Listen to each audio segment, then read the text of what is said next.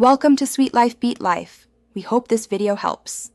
You begin by confirming prerequisites: a Microsoft account, a supported device, and payment method. Sign in to account. Microsoft. Com if needed. Create a new account with email or phone. Once done, update your console or PC so the store shows correct offers. Open the Microsoft Store on PC or the Xbox Guide on console and navigate to Game Pass. This launches the subscription flow. These steps remove roadblocks and let you focus on plan selection. So make sure your payment info is ready before choosing. You now pick the plan that fits your habits and library needs. Compare console, PC, and Ultimate. Ultimate includes Cloud Play and EA Play.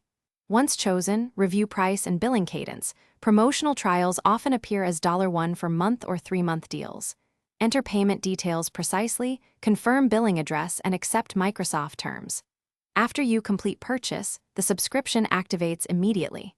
Make sure to check included perks, such as in-game content, and enable auto-renew if you want uninterrupted access.